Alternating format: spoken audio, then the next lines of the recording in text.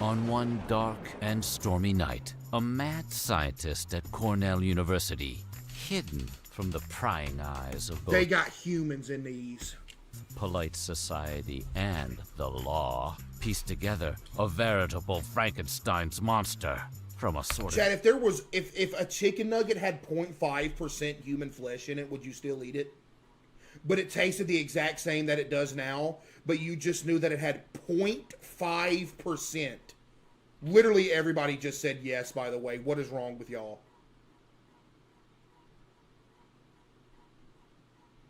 Literally 90% of everybody just said yes.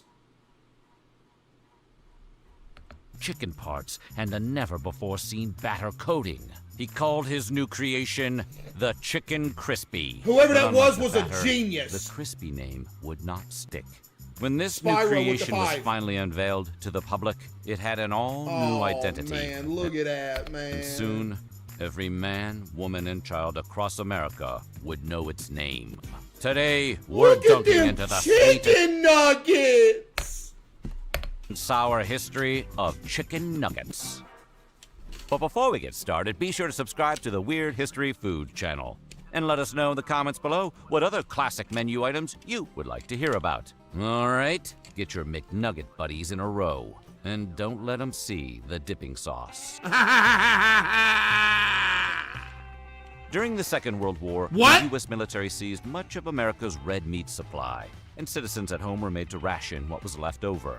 While this caused some to buy their beef and pork from black market meatleggers, a name which makes them sound more whimsical than they What? actually were, many instead turned to the military's unwanted, unrationed meat supply, fresh poultry. Soon, farmers began raising more and more chicken. You know, it's a sad thought. Every one of these chickens right here is dead right now. Oh, this video was from a year ago. Not only are every single chicken in this video dead, they've been consumed and dookied out. That is insane. To meet this increased demand. And All men of began them's breeding their gone. birds bigger and better than ever before. While in the war's final months, the U.S. military jumped on this growing market, driving chicken sales to their highest levels yet. Victory in Japan brought with it beef's heroic return to the home front. Chicken sales quickly plummeted. And there was an immediate issue of too much supply. No, they're running away! Demand. For the decade and a half that followed, chicken farmers struggled to sell their birds. Whole chickens were too big for individuals to eat on their own, but too small for the sudden Big dog. baby boom and the big families that came with it. Enter Cornell professor Robert C. Baker. Baker was a poultry fanatic, and he wanted his fellow countrymen to be just as That's passionate messed about up. chicken and turkey as he was. He'd previously worked outside of Ithaca, New York, and he'd seen Somebody firsthand said how legend. chicken farmers were struggling. Yo, to Kitty with the thrive. 5, thank you. Baker knew that if these poultry pushers wanted to survive, they need to make better use of their birds. His solution? Increased processing, allowing more parts of the bird to be used than ever before. Well, that's The good. chickens were less excited about this breakthrough.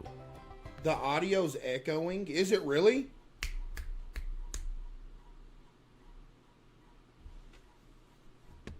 Is it echoing for real?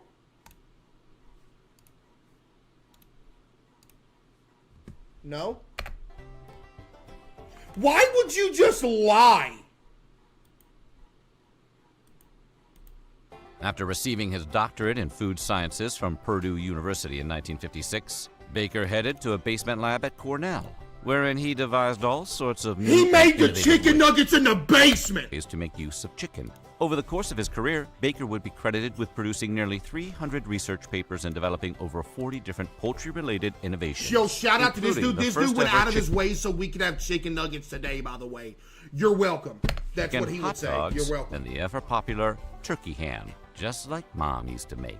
Still, none of his other creations would reach the cultural ubiquity of his finest invention. Feather with the 10. chicken Thank you, nugget. Feather with the 10. While singular in its delectable scrumptiousness, the chicken nugget accounted for not just one of Baker's innovations, Yeah. but three. It all started in 1963, when Baker was joined by Hey, his protege, be careful saying this dude made these. Chick-fil-A will swoop in and claim that they created the chicken nugget. Just saying. Joseph Relax, Marshall, you better who chill attempted out. to solve two separate age-old problems. How can you make ground chicken meat stick together without using the skin? And how do you create a breading for it that's simultaneously freezable and able to be deep fried? It's harder than it sounds. Oh my goodness, those look so Simultaneously good. freezable and Dude. deep fried. Dude. It's harder than it sounds. Oh my goodness, look at that. Oh man, that's like the perfect chicken nugget type right there. Dude. What they came up with was a grain, vinegar, salt, and milk powder concoction to bind the meat, and an egg and grain-based mixture for the breading. And thus, in April of that year, without bothering to patent his newfound invention, Baker published the world's first ever chicken nugget recipe under the name of Chicken Krispies in Cornell University's Food Science Chicken Bulletin, Krispies? Agricultural Economics Research. That issue of Agricultural Economics Research, in turn, was mailed out to about 500 different companies around the country. And it wasn't long before all What do you mean, ooh? Some people just say ooh to anything. You got some fresh out to grease chicken nuggets bitten put on a plate, and for some reason people will say ooh to that. Like how? Why? usual suspects began claiming that it was them who'd invented the original chicken nugget, leaving Baker, for a time, a mere footnote in the extra crispy I'm vegetarian. That doesn't mean it's nasty. You can be a vegetarian and still be like, yeah, that's a good food. Just because you're vegetarian don't mean you immediately think it's nasty. Like if you were starving to death, you would eat a chicken nugget. History of processed chicken.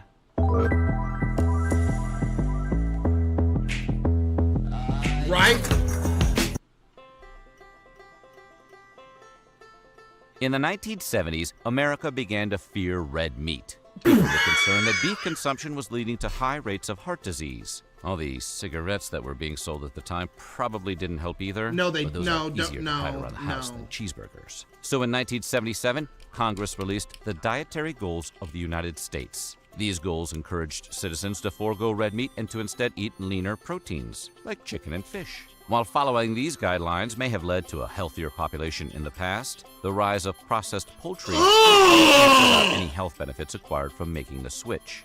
Science never got in the way of the U.S. government, though, and red meat sales soon fell. Many fast food joints, dependent on burger sales to stay afloat, began to panic.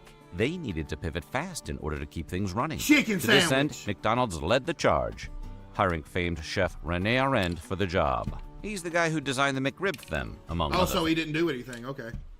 things. Rene's first ideas were a saucy fried chicken breast and a chicken pot pie, both of which the clown quickly shut down.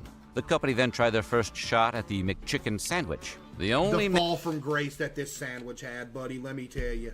menu item at McDonald's nobody wants to eat. But after disappointing sales, they pulled the McChicken from stores entirely. McDonald's Big They Cheese... should pull them from the stores entirely now. Because if you get a McChicken from McDonald's, you have a 50% chance that there's going to be like some gristle or tendons in it. It's so disgusting.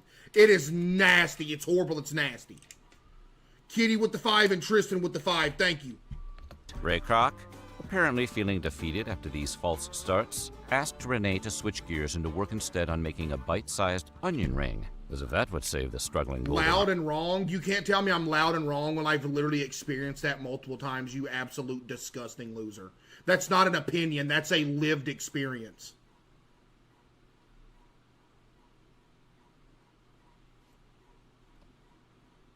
Arches. Not all of his ideas were great. Just ask the San Diego Padres. Kroc called this idea the onion nugget. This is an onion ring that has been made easier. Why is this in my right ear? And the history of humanity nearly took an entirely different direction. For a brief period, onion nuggets even got a limited release. Not gonna lie, onion nuggets Being sound sold at good. McDonald's locations in the late 70s for 45 cents a serving. But then chairman of McDonald's, Fred Turner, had different plans for us all. According to legend, he was still hell-bent on a chicken idea. And one day, he wondered aloud, "Oh, why not a chicken nugget?" He makes an excellent point. Chef Rene Arend ran straight up to the kitchen, chopped up some chicken, battered it, fried it up, and voila! The chicken Genius! McNugget was born. Oh my After over a year of goodness! tinkering with the recipe, McDonald's got in contact with Keystone Foods, the food processing company that already provided them with their frozen burgers, and asked that they start providing tiny chunks of processed chicken as well. Then they also contacted Put some Red Gordon's, 40 in it. famed for their frozen fish sticks, to provide the company with the perfect batter. And thus, in 1981, the same year that Rene created his infamous McRib, Chicken McNugget, Infamous McRib, yeah.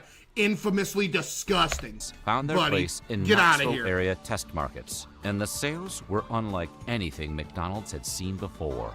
Mickey D's knew they had a hit on their hands, and that they needed a bigger chicken supplier if they wanted to produce their McNuggets globally. So they hit up Tyson Foods. Tyson, in turn, bred for the task an entirely new kind of chicken. They called this new bird breed Mr. McDonald. That is so messed up. That is unbelievable. That's so messed up. And it was identifiable by its ginormous breasts, which were even bigger than the breasts of Tyson's famed Chicken of Tomorrow breed. Once scientifically perfected, these Mr. McDonald's chickens were then sent to processing plants all across America and were ground into 4 different nugget shapes. The bone, which is sometimes called the bow tie, the bell, the ball, and the boot, all of which were standardized. The boot, the best one, I'm not gonna lie.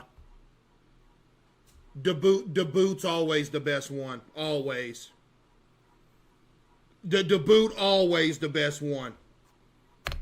To ensure consistent cooking times, and all of which are still made to this day. That's if you, for some reason, get McDonald's chicken nuggets from McDonald's and you don't buy the McDonald's chicken nuggets from a frozen place before they're sent out to McDonald's. There are places that you can get McDonald's chicken nuggets and you can cook them at home, and they are a million times better. They're good literally every time. They're actually good every single time. They're good. Finally, in Where? I can't. I got to gatekeep it. I can't do it. 1983, the Chicken McNugget with its barbecue, hot mustard. But there is a place that we go that we can get, we get McDonald's chicken nuggets from there. We get Wendy's spicy chicken patties from there. You could get McDonald's French fries from there. All from there. I can't say nothing. No, it might dox me. Not gonna lie. I don't know if it's everywhere, but it might dox me for real. There is a place that you can go and get that. No joke. And there's other stuff from other restaurants there too. I'm actually dead serious. Cisco? You could do Cisco, but you got to have like your own business and order something. Say it.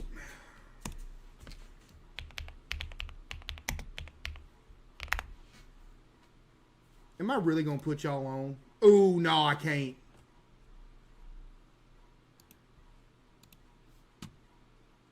I'm about to get doxxed. Hold up.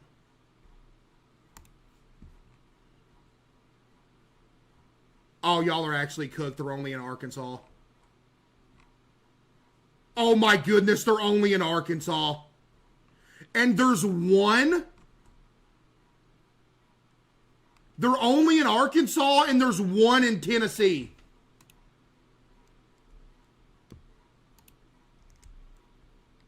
GG.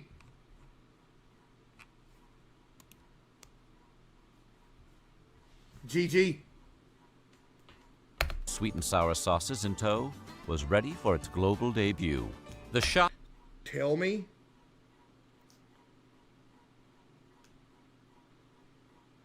Chat, it's only in Arkansas and Tennessee. Tennessee has one. Wait. But y'all gonna buy everything though. The thing is, y'all are gonna buy everything if I tell y'all what it is.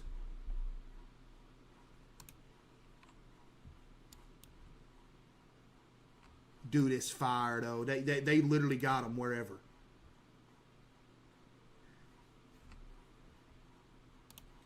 You probably ate it all anyway. Shut up! That's actually crazy. If y'all don't live in Arkansas or like Tennessee or something, dude, y'all ain't got no hope. That is so sad. And people talk crazy about Arkansas.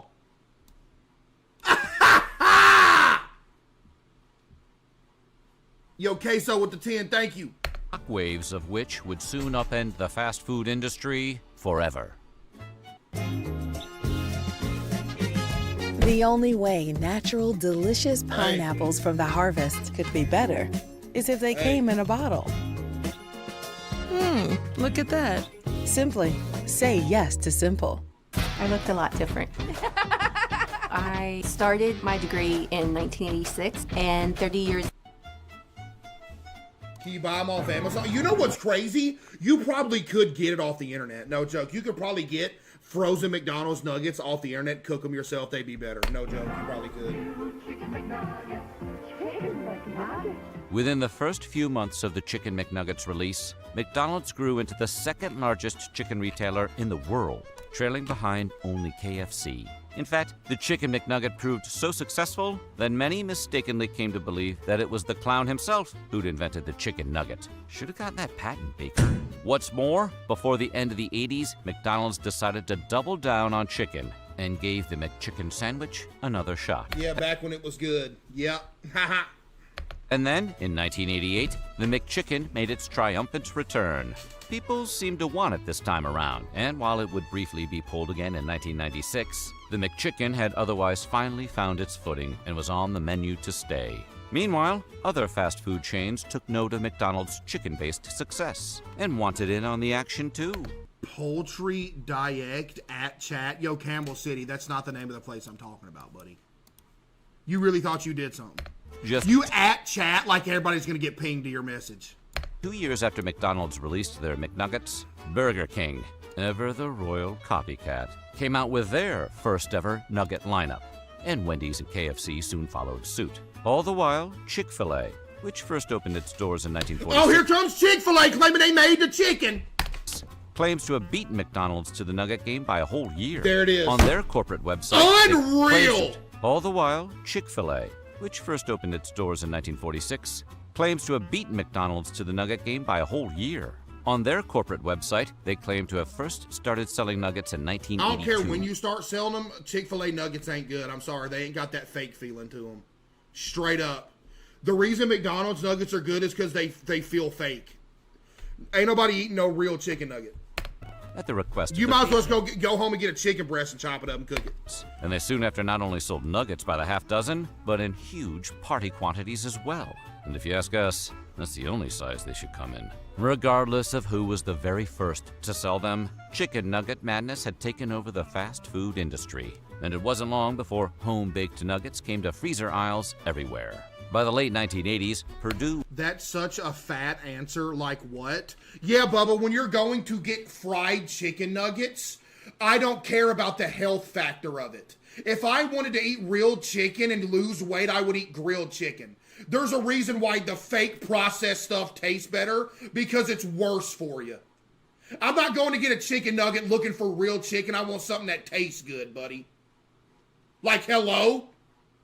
Yeah, let me go over here and get some real chicken nuggets. They don't taste good. They don't. I'm sorry. They're nowhere near as good, period. was experimenting with all sorts of nugget options, including what sauce you picking? Good chicken nuggets don't need no sauce. Nuggets, your star-shaped nuggets, and your football nuggets. But in 1991, they would patent their biggest nuggets of all, the world's first ever Dino Nuggets, which are just chicken nuggets in fun dinosaur shapes, and not actually chunks of processed stegosaur. And with Jurassic Park coming to theaters just 2 years later, Dino Nuggets were here to stay. Yo, come on with the 5, thank you. I hate Dino Nuggets, In 1965, the average individual American ate 36.6 pounds of chicken annually. By 2020, that number had increased threefold to just shy of 100 pounds, in no small part thanks to the advent of the chicken nugget, which today yields about 2.3 billion servings each and every year. As the years wore on, though, people started to ask, what the heck's even in these things? Way back when they first came out, McDonald's advertised the McNuggets as being savory chunks of boneless white and dark meat, dipped in a specially seasoned batter and Chill fried. On Dino Nuggets, bro. Y'all over here mad about the Dino Nuggets hate, and y'all got mad when I said it last time. They're not good. You, as a grown individual, go to the store and buy some Dino Nuggets and put them in like the air fryer or something like that. They don't taste good. They literally do not taste good. The only reason everybody has such a special place in their heart for them is because you ate them when you was a kid and you have fond memories of them. Dino Nuggets is literally one of the top things that is blinded by nostalgia. They don't taste good. They don't. I am so sorry. They're not good. There's no way I could sit there and eat a plate of Dino Nuggets. They don't taste good. But everybody thinks they taste good because you ain't had them since you was a kid. You remember them being good because you was a kid, you'll eat anything. But once you grow up, you take something like, oh, that's nasty. Maya with the 5, thank you. Crisp golden brown. But in the 1980s, the Federal Trade Commission began investigating the McNugget's exact makeup, just to make sure no McBeaks or McToe Claws had found their way into the recipe. It turns out the original McNuggets were mostly thigh and breast meat, along with a little bit of skin and some salt. In 2003, they updated that recipe to include only breast meat. Chicken nugget expert here, shut up. There's no chicken nugget expert that would think dino nuggets are good. Your whatever chicken nugget expert card that you've given yourself has been immediately taken away from you because you think dino nuggets are good. You are not a chicken nugget expert. And in 2000, Poll it? I don't have to poll it. People like dino nuggets. I already know people are going to vote against me. But I'm just telling you. I'm not polling it. We've they done updated it it again to drop all artificial flavorings, colors, and I don't care if preservatives. the poll was 1 versus 10,000. I'd still sit here and look at you in the face and be like, okay, you're wrong. Still, a Tuck with the 5, 2013 thank you. study by the American Journal of Medicine found that the nuggets from some fast food chains, while the exact restaurants in question Grow were up. never specified, contain very little meat, and they instead are made up by as much as 60% fat. You're weird. which, in You're fairness, still tastes delicious when you dip it in honey mustard. Around the same time as the study, America went through a pink slime scare, brought about by an expose which aired on ABC. The so-called slime, also known as Give me some of that finely slime! or boneless lean beef trimmings, is a meat byproduct used as an additive in many processed meats. This is not fit for human consumption. Many You are not Gordon Ramsay. Stop! were off McNuggets right then and there, even though McNuggets were not and never have been made with the stuff. The McNugget had another brief setback in 2015, when one of their chicken suppliers was found to be engaged in horrific treatment of their animals. But McDonald's and Tyson both distanced themselves from said suppliers, and they've been on the upswing ever since. No, they have not. I cannot tell you the last time I went to McDonald's and got good chicken nuggets from there. It's gotten so bad that I take the nuggets before they get to McDonald's and cook them myself. That's how bad it is. More recently, in 2022, TikToker Nick DiGiovanni and celebrity chef Linja teamed up to make the world's largest chicken nugget. This nugget is almost as big as Linja. So why do you have something against Nick? Why did you call him a TikToker and then her a celebrity chef? Is he not a celebrity chef too?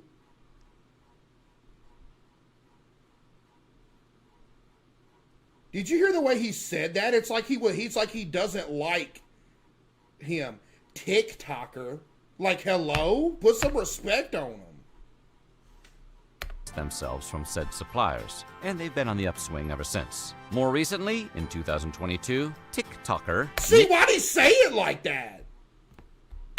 DiGiovanni and celebrity chef Linja teamed up to make the world's largest chicken nugget. R.I.P. Oh, she's dead? R.I.P.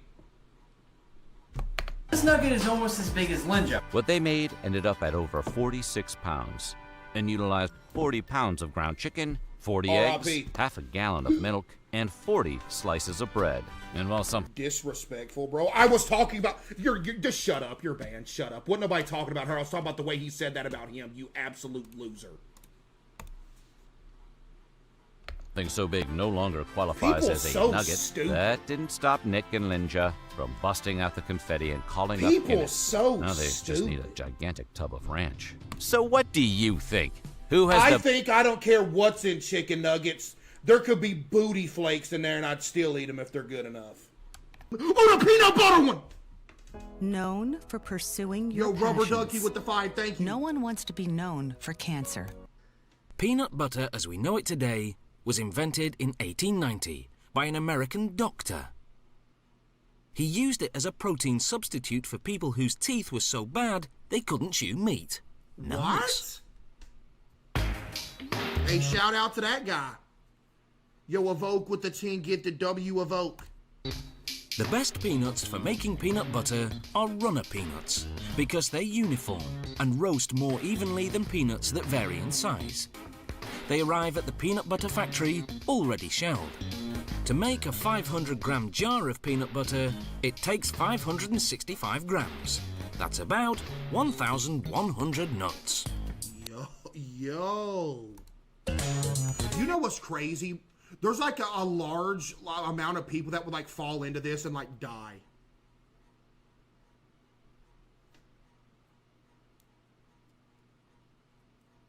Ain't that crazy? Like, this is the equivalent of, like, falling into lava for a lot of people. The people that got them nut allergies.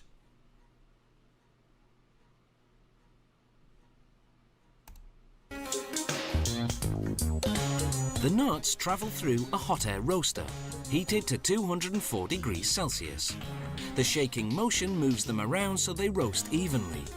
More than 3,600 kilograms of peanuts go through this roaster every hour. Man. When they come out, they've turned from white. Please read my bits. Did I not read your bits, Buster? Oh, my bad. Hey, Case, thank you for being awesome. My girlfriend, Katie, is really sick. Could you wish her a healthy recovery? Yo, what's good, Katie? I hope you get better, Katie. That's what I do. See, now you gonna be better right there. You know what I mean? To light brown. Y'all like crunchy or smooth? Bro, crunchy is so much better than smooth, and it's not even funny. This dude said CaseOh with the health tips with like 3 periods behind it. Yeah. You know, you may think this is a joke. I'm probably one of the best people you could get health fitness advice from.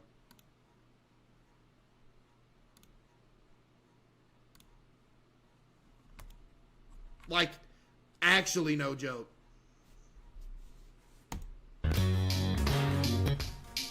Next, they're fast cooled at room temperature, using suction fans that circulate air quickly. Suction This fans? rapid cooling process is critical. It halts the cooking and prevents the peanuts from losing too much oil.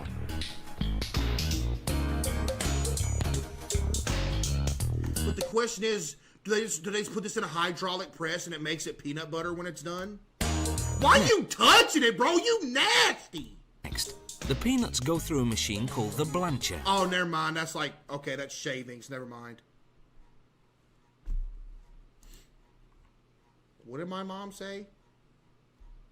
Smooth clears just saying, and if you say crunchy, why do you get peanut butter M&Ms and not peanut? Because the chocolate part of the peanut M&Ms is nasty. So I would rather just take that out, and if you get straight peanut butter, all you got to worry about is peanut butter in the shell. But you're wrong, Mom, just saying. And you want to know what the worst thing is when you're eating peanut M&Ms? Is when it's just you get one that's straight up chocolate and no peanut in it. So it's just a giant circle of chocolate. It's disgusting. And the crazy part is, a bunch of them are like that. It removes the outer skins by rubbing them between rubber belts. Then it splits the kernels and removes the heart of the peanut, which has a slightly bitter taste. Ricky with the 5. But what's discarded doesn't go to waste. Thank you, Smooth. The skins go to farmers for pig feed, and the hearts go into bird feed.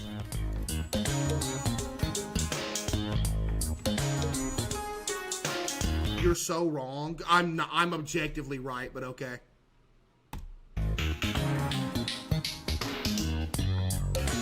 This isn't a situation. I'm going for a world record on most pauses in a 4-minute video, by the way. This isn't a situation of somebody being right or wrong. It's just a situation of that person's wrong and the other person's right. And the person being right being me. And all the other people that agree with me.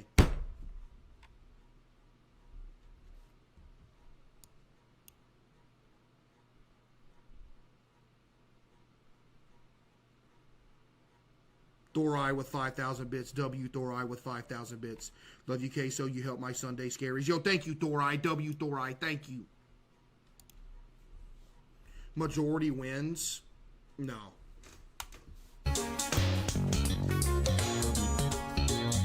The peanuts land in a big stainless steel container.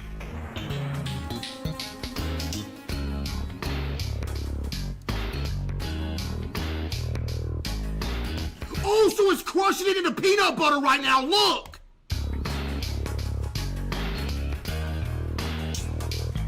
From there, They drop down into the grinder to be ground into a paste. Oh, never mind. Now is when it happens.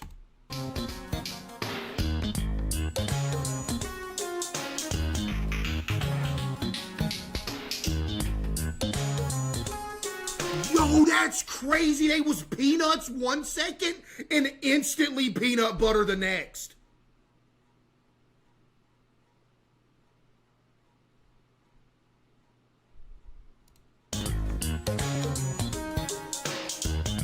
At this point, the other ingredients go in. Salt, Dookie with the 5. sugar, and a small amount of hydrogenated vegetable oil. Huh? That's what's gonna kill you right there. Which acts as a stabilizer to keep the peanut oil from Supermarket with separating five, and floating to the top of the jar. Peanut butter contains no artificial colouring or artificial sweeteners. It has no preservatives either, That's cap. You know it does. Quit lying. yet doesn't need to be refrigerated. Don't chat. Y'all put y'all's peanut butter in a fridge?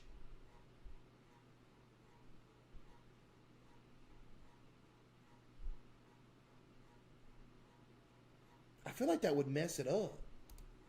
The peanut butter is finally ready.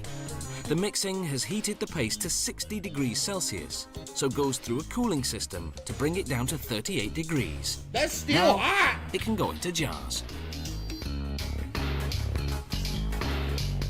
Peanut butter is a healthy, protein-rich food No, with it's plenty not. of vitamins, minerals, and fiber. You know how much fat is in there? That ain't healthy. It has no cholesterol, but it does contain fat. Yeah. The good news is that more than 80% of that fat is unsaturated. Okay. Whatever you say, buddy. I don't care if it's unsaturated or not. You eat a gallon of peanut butter a day. See how long you live for. You gonna die, they gonna take you to the morgue. What'd he die from? Fat. In other words, good fat that may actually help lower certain cholesterol levels in the blood. See, The bad news is that the rest of the fat content is trans fat, or bad fat. Yeah. If you didn't know, trans fat is the fat that never goes away. But yeah, I don't know nothing about health. It comes not from the peanuts themselves, but from the oil that's used as the stabilizer. We know nobody knew that until I just said it. There wasn't a single person in here that knew that until I just said it. Stop. If you want to avoid that, you can eat all natural peanut butter, which doesn't contain a stabilizer. You'll just have to stir the peanut oil that collects at the top of the jar. Once the jars are filled with peanut butter, they go through the capping machine. That looks gross. And the fact that y'all say this is better... Dude. Caps have an aluminium seal inside. As the caps pass through a heat machine, the seal drops down and adheres to the top of the jar, creating an airtight seal. The fact that y'all think that is better than A crunchy machine is prints insane. the production date and expiration date. Those unopened jars of peanut butter will stay fresh for 1 whole year. Though with kids around, it usually lasts for just a week. I don't know what's wrong with y'all, bro. Every year, thousands of tons of Doritos are consumed worldwide. Not by me. Not by me, they ain't. You know what? Matter of fact, I didn't eat a Dorito in 2024.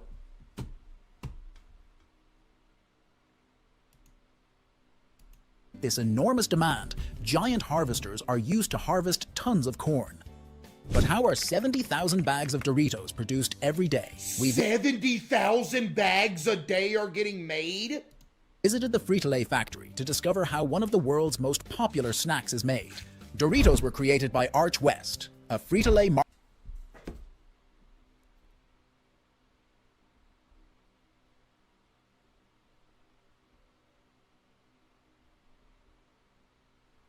You did a good thing. You've been killing people for years, though. But you did a good thing by making Doritos. marketing executive in the 1960s. He discovered crispy tortillas in a local restaurant in San Diego, California. He didn't discover them if he's the one that was at the restaurant that was making them. That means the restaurant discovered them. Taking advantage of leftover corn tortillas that would not be used due to being broken or not meeting sales standards, he came up with the idea to cut them into triangles. That's like fry saying them, and Benjamin Franklin invented electricity. Never mind. season them, thus creating the first Doritos. The term Dorito is derived from the Spanish word dorado, which translates to small pieces of gold. By 1988, What? Doritos had become the best-selling chips globally, a trend that continues today with a diverse range of 10 different flavors. Doritos are the best-selling chip in the world?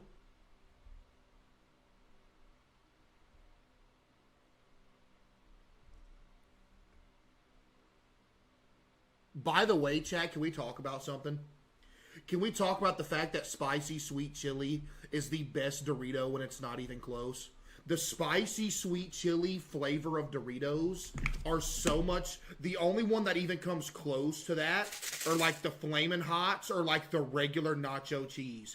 You don't know what the worst flavor of Doritos is? These absolute disgusting beings right over here. Cool Ranch Doritos are disgusting. Flavors. Unlike ordinary chips made from potatoes, Doritos have corn flour as a basic ingredient. Corn are carefully cut from the plants, ensuring not to damage the grains. The harvesting capacity reaches 140 tons per day, ensuring a steady supply to the plant. They're made from corn? Ugh, I can't eat those no more. The corn are cut just above the ground and are then removed and transported to the factory. The supplier takes care to clean and dry the grains. This is accomplished using vibrating machines that effectively eliminate dust, stones, sand, and other residues, while ensuring an increase in the moisture content to 14%. Do I see some Cool Ranch Dorito defenders in here? I just want you to know that nobody's hearing you out. Y'all are a small fraction of the majority of the people, all right? We're looking at like 1,000 versus a million. A crucial factor for the production process. Next, the prepared corn is sent to the nacho factory. The factory receives a daily shipment of 45,000 kilograms of corn. The dry corn is moved from extensive storage bins to vessels, where it undergoes cooking in water. This results in a yearly production exceeding 6,500,000 kilograms of finished product. Man! Frito-Lay's factory stands as one of the world's largest chip factories, capable... T-Mobile savings, take one. Guys, focus. Here's the line. At T-Mobile, you get tons of benefits and producing over 100,000 packs of nachos daily, which are then distributed to the market. The factory is organized into 4 main areas. The corn area is dedicated to the production of tortilla-type products like Doritos. In the center, there is a distribution center spanning 65,000 square meters.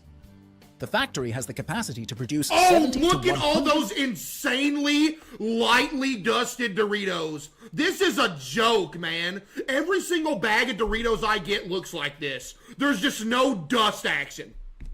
Put some dust on the Doritos, man.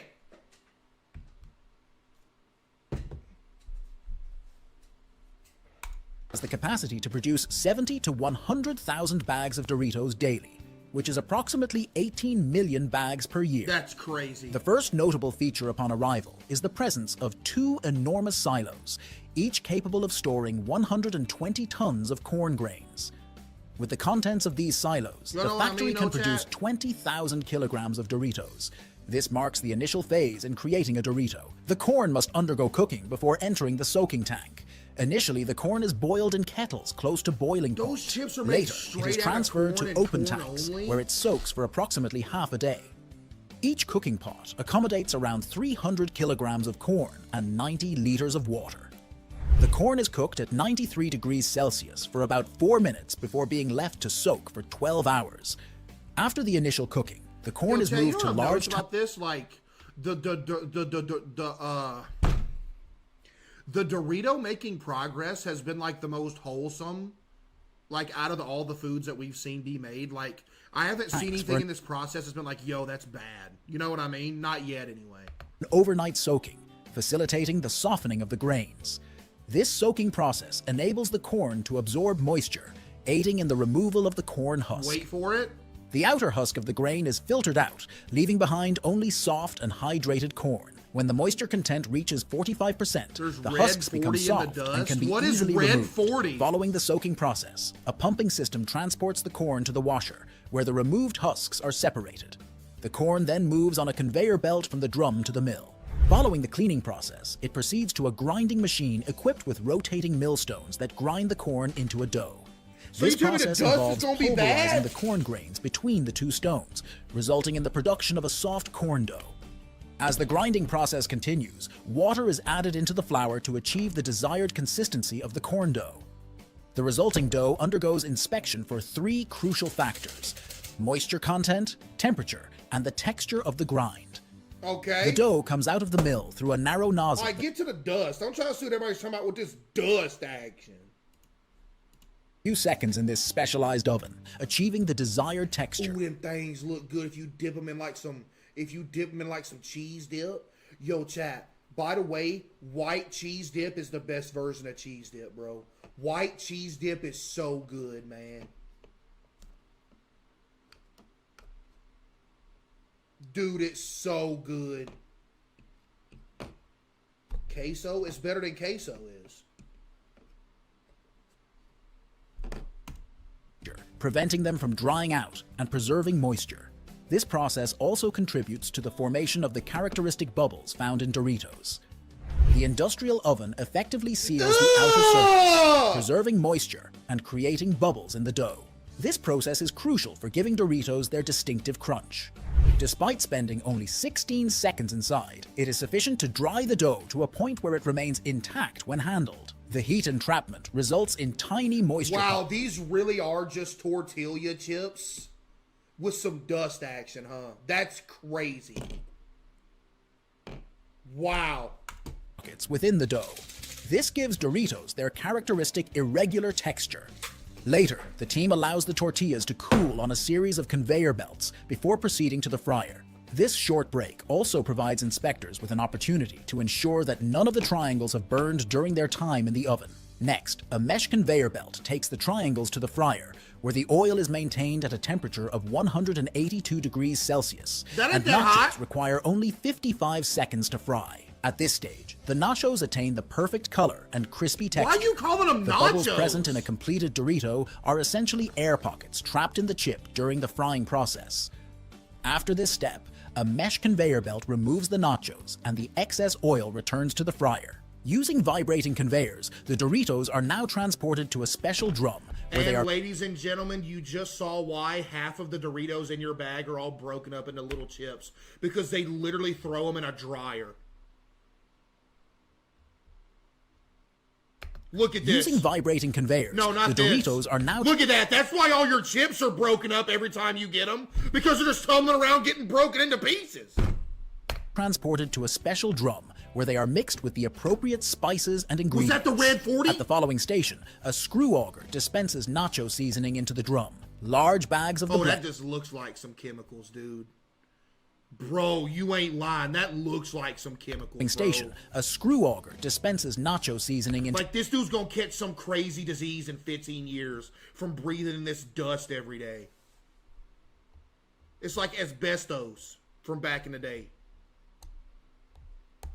The drum. Large bags of the blend, containing a secret combination of cheddar cheese, Parmesan cheese, and spices, are added to the machine's top, funneling the mix into the drum.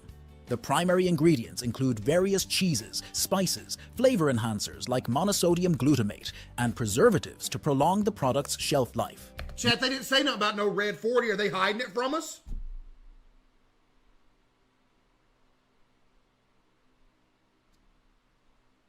They didn't say nothing about no Red 40.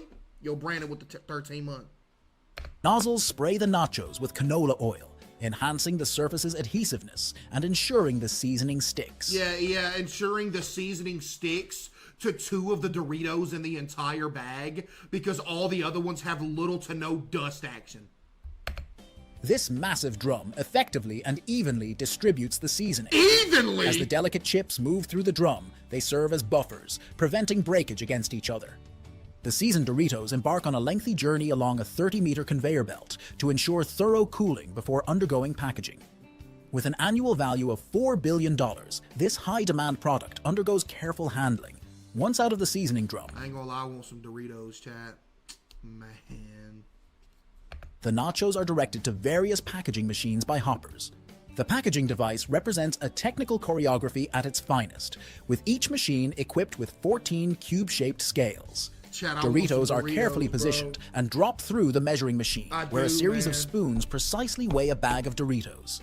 When there's enough for a package, a trapdoor opens, the nachos fall, and simultaneously a machine... They're just so poorly dusted. Look at this chip right here. I can guarantee you whatever bag this chip goes in and whoever it arrives to is going to get mad when they get this chip out of their bag. They're just barely... This one right here, you see this little one right here that's covered by this one? There's some good dust action going right here. There's some good dust action. And then you got ones like this, no dust, no dust, no dust. Most of these want no dust action. For a package, a trapdoor opens, the nachos fall, and simultaneously a machine shapes an aluminum and plastic strip into a bag. The nachos drop into the bag, which is promptly closed and cut by heat sealing. Yeah, it's promptly closed, meaning they're closing it in 0.2 seconds, so half of it's full of simultaneously sealing the bottom of the next bag.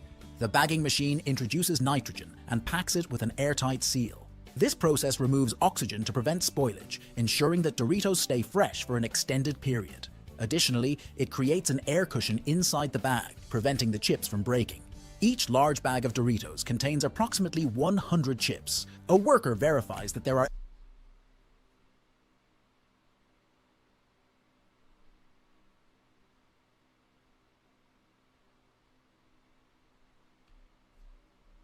eight bags in each box. This plant has the capacity to manufacture and package 70,000 bags of Doritos every day. I need to count how many chips are in a bag of Doritos on stream one day. Because there ain't no way there's 100 of them in there.